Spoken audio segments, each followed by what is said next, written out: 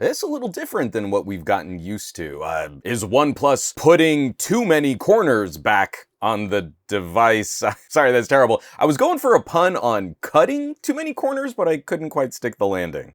Hey there, this episode of Some Gadget Guy is brought to you by viewers like you, all of the incredible people sharing content across social media, and the generosity of my patrons at patreon.com/SomeGadgetGuy. More info on those awesome nerds later in the video. So many bad jokes. I was trying to kick this off. I was gonna maybe also do a hip to be square, but honestly, I kinda miss the circles. Hey, OnePlus sent this my way to test drive and share my thoughts. We're looking at the OnePlus 15, and this is a very different animal than the phone it replaces. 2025 was a tough year for manufacturers, accounting for global supply issues and politics and rising component costs. I think we'd all agree that hardware over the last year has been pretty conservative. And it looks like 2026 model year phones is going to continue that trend. Pieces are getting pricier, and manufacturers are reluctant to raise prices too high, so I think we'll see most companies coasting or trying to balance some parts against others. OnePlus is taking the latter strategy. Now, some of this phone represents improvements over the OnePlus 13,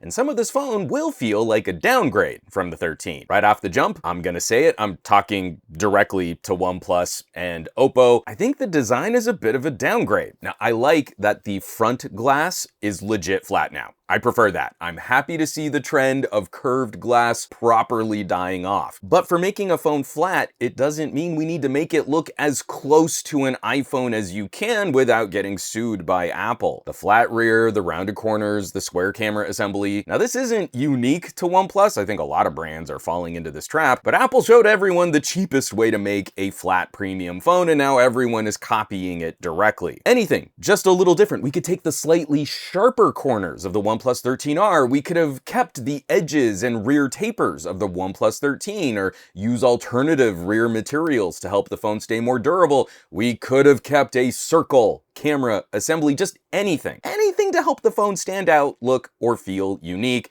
And this also goes for Xiaomi and Google and all the rest of the Android manufacturers out there too. Now, I'm no economist, phone data sales analyst expert guy, but maybe one of the smaller reasons why the bulk of Android sales are below $600 is because those phones still look different. While increasingly phones over $600 look like iPhones, why wouldn't consumers just buy iPhones? But I digress. Design is historically what I've weighted the least in my reviews. But this is getting a bit silly. Moving on. OnePlus is making some crucial component choices that focus this device in a specific direction. OP's going for performance. They're taking aim at devices like iQOO, running right up to the edge of what we would consider a gaming phone while still trying to deliver an acceptable all-rounder experience. Now, the screen is a critical part of that equation. It's one of the highest refresh rate displays put on a phone at the highest resolution possible for that refresh rate,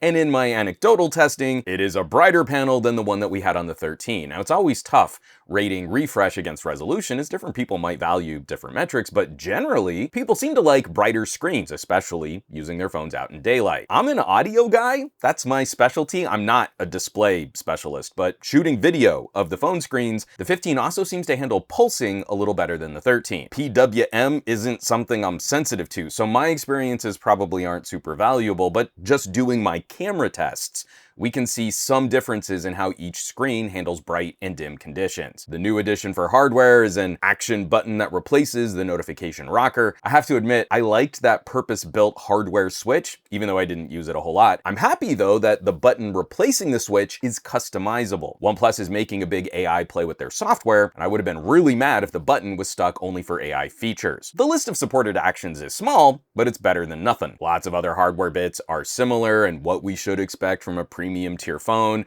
Nice haptics with a detailed response while typing. The fingerprint sensor is fast. I'm curious how these ultrasonics might work with glass screen protectors. I'm gonna have to test that out. And the speakers are pretty solid.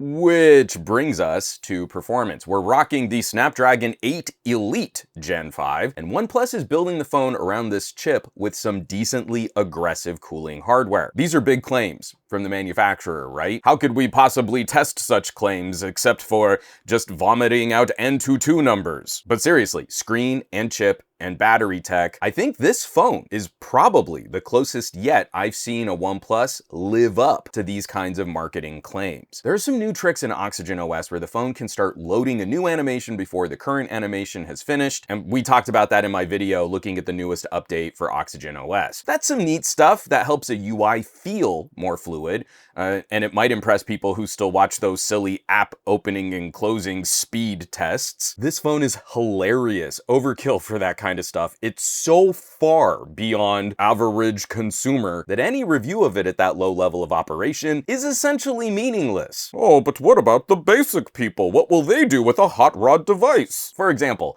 I have a hard time quantifying screen tech. I'm not the kind of guy who says dumb things like, oh, people can't see faster frame rates. You can absolutely see a difference between 30, 60, and 120 frames per second.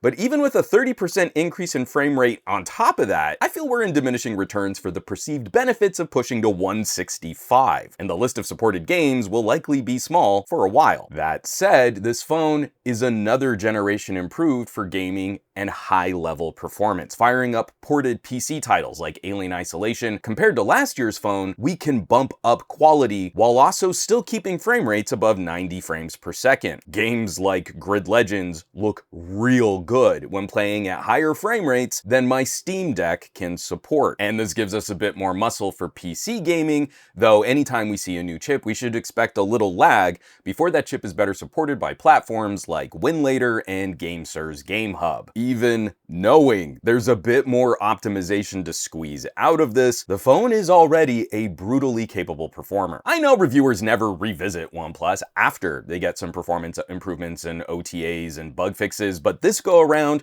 I think we've gotten some of the best pre-release optimization I've seen from the brand yet. Getting into more creator and daily tasks performance, OnePlus is scoring some solid wins with this hardware. Qualcomm still lands behind MediaTek in things like video editing and rendering, but this is a good uplift for other things like file compression. A file compression might not be the sexiest topic, but the ability to pack and unpack data or work on local AI models is a really big deal for a mobile pocket computer. The 8 Elite Gen 5 is giving the Dimensity 9500 a solid run for its money in those kinds of tasks, often besting the MediaTek this year. One area of interest to me, I run a ludicrous batch photo processing test to see how phones might throttle. Processing 200 RAW files from a Sony mirrorless camera, we should expect a phone to slow down, as most don't have active cooling. I use this test to not only see how fast a phone can chew up a RAW file, but also how much it might slow down. But something kind of interesting happened with the 15. Did not slow down. It ran one of the fastest times I've seen yet in this test, and it did not throttle. Splitting the photos into two batches, the second batch of 100 RAW files took almost exactly the same amount of time as the first batch. This is performance and consistency I've never seen before on a phone without some kind of active cooling. This test took over 10 minutes to finish. 10 minutes of constant work, applying filters, compressing information, saving a JPEG, running the CPU hard in the OnePlus battery boost mode, and it did not throttle at all. As this generation of Android phones go,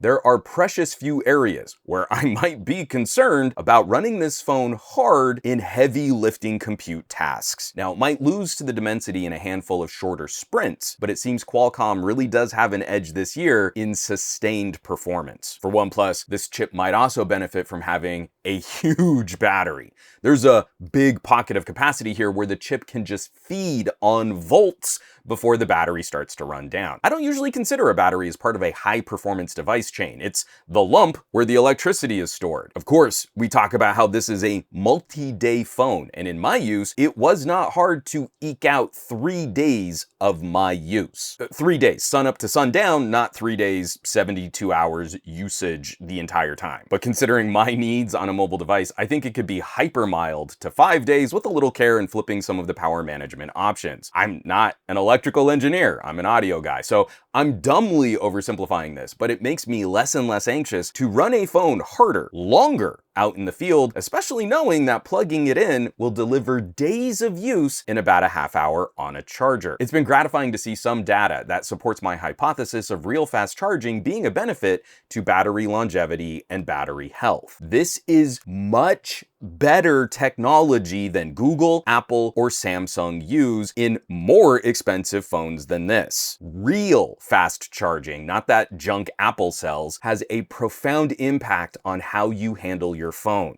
It requires less maintenance or support or attention from the user. You aren't constantly looking for little top-off opportunities, and it seems like it will keep your phone out of a landfill longer. More than any other feature on a phone, this is the one that really rocks people when I convince them to try a OnePlus. All those folks out there, they aren't begging for 10% more compute power or 6 more frames per second in a graphics-intense game or the ability to shoot a feature film from their phone. I show them how long the battery lasts, they're already impressed, and then I show them how fast it charges. And especially for folks here in the United States, that gets a big reaction. I really don't understand why we're okay with Google, Apple, and Samsung giving us woefully out-of-date battery tech, charging us the most for adequate battery life and miserably slow charging. I've said all this, I praised the performance and the battery, but unfortunately I am someone who likes to drive phone cameras a bit harder, and that's where the 15 feels like a downgrade from the 13. Stay tuned, I have a snarky retort to other people who are going to complain about the 15 cameras too,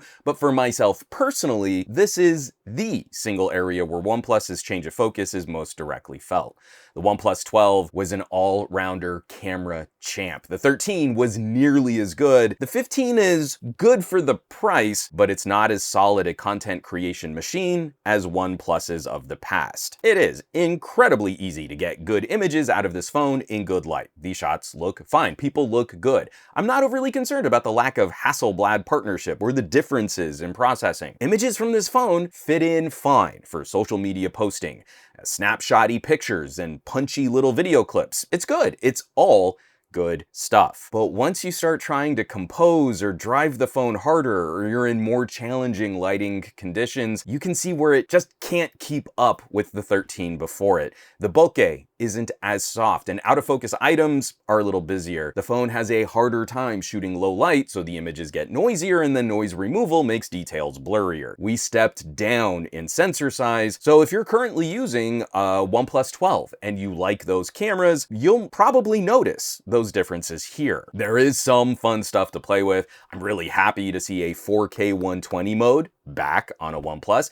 That's a feature we haven't seen since the OnePlus 10 Pro, but I wish the main and telephoto cameras weren't using smaller sensors than last generation. Now, I have a lot of thoughts on this because I really used and shot a lot on OnePlus phones.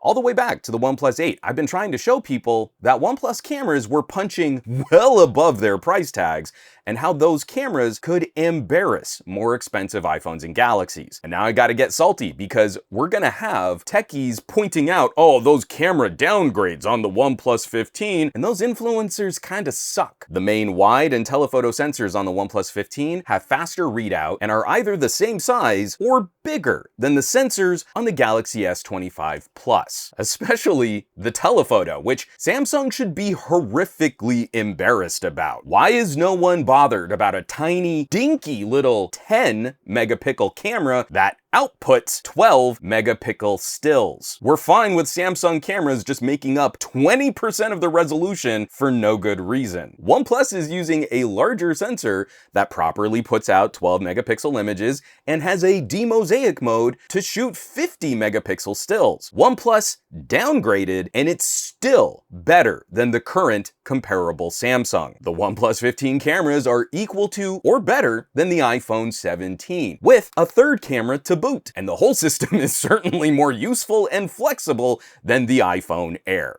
So we're going to see people cry about this downgrade, and there will be gnashing of teeth and, oh, how OnePlus has betrayed us again. Those same people likely never criticized Apple or Samsung anywhere near as hard for selling more expensive phones with good enough camera hardware. OnePlus has always had to earn its consideration through brute force advantages, while Apple and Samsung always get rubber stamp purchasing recommendations from influencers. None of those shills ever outright said, you know what, maybe skip this iPhone until Apple can be motivated to deliver some actual improvements. Because then that influencer would no longer have access to their precious fruit company and they would make less money on their videos. It never seemed to matter that OnePlus has been beating Apple and Samsung silly for the last 5 years, minus the OnePlus 11. If you cared about camera tech sub $1,000, you should have picked up a OnePlus. So yeah, there's a compromise here. That's a bummer, but I don't know that I can get too worked up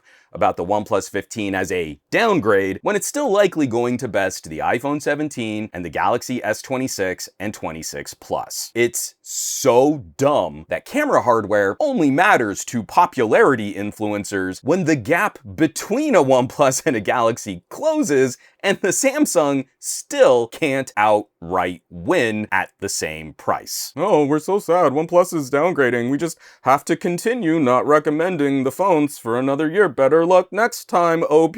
Sure. Okay, so with that acid out of my system now, I would like to wrap up a little more on software. I've been using this a bit more. I'm still not the AI guy, and it still really frustrates me how many plugins and features require an active data connection. There's so much potential compute power here. I'd love to see more focus on offline AI features. That said, the way OnePlus is doing Mindspace is one of the better solutions I've seen for storing a bucket of user content. I do not like Microsoft Recall, and I do not want something that is constantly auto-saving my user behavior. Something more deliberate where I can take screenshots and save information is much more to my liking. I want the control and I like to handle my tech with purpose. On top of that, Mindspace is not locked to a proprietary OnePlus environment. You can interact with this bucket of data through Oxygen OS, or you can plug in Gemini. I think that's a brilliant play and I hope it expands. OnePlus can build a capture system on their phones and then open up a framework where people can plug in the AI platform of their choice. I still think data center cloud AI is stupid, a scary bubble with no viable business model, and will contribute significantly to destroying the environment. But at least if folks are going to use some of these systems, we should have more control over how we use it and how it uses our information. I have a lot more thoughts on Oxygen OS 16, but I have a whole separate video looking at that while I was using the preview build on my OnePlus 13, and that video will be linked below. Wrapping this all up, you know, we've seen this before. There's an ebb and flow to OnePlus. In a year of rising component costs and government shutdowns and weird trade issues, OnePlus is trying to balance material prices. They did this before with the OnePlus 11, which that was a way to retire their more expensive Pro phones a couple years ago. The 15, likewise, feels like a practical phone built on the reality of the market today. It's not the most exciting way to describe a phone, but there are fun pros and cons to consider if someone is shopping a new phone today. Happily, the 15 is not just a camera downgrade. It feels like the budget that would have gone into those cameras can be felt in the performance, screen, and battery of the device. It still is a better computer generationally than the phone it replaces. And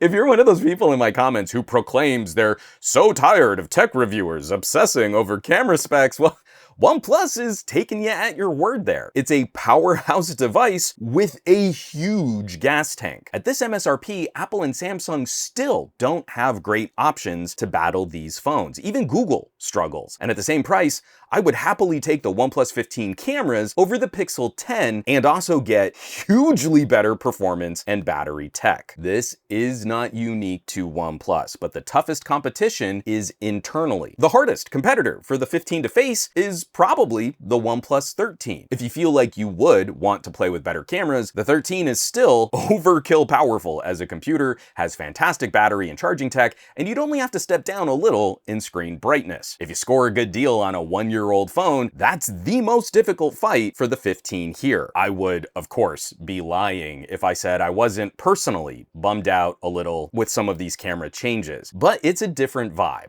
And different might be the perfect fit for someone who wants to dig in to a high performance pocket computer. So of course, I would like to hear from you. What are your thoughts on this next generation of phones? Where do you think OnePlus and Oppo are in positioning their devices against the competition? And do you think we're going to see any manufacturers come out with something radical? There is an opportunity for someone to take a lift in prices and come out with just a brutal machine. Let me hear your thoughts. Drop some of those hot takes down in the comments below. As always, thanks so much for watching, for sharing my videos. Smashing the bell icon does help with algorithms. I love digging into this stuff. And the folks who get to see the results of my testing and reviewing first are, of course, my incredible patrons. All of the folks over on patreon.com/SomeGadgetGuy. This list of names scrolling by on your screen right now, a huge thank you from the bottom of my heart, as these are the folks that are helping to keep the lights on here in the Gadget Lab. They get all my videos in 4K, they get production diaries, behind the scenes, and right now I'm working on an article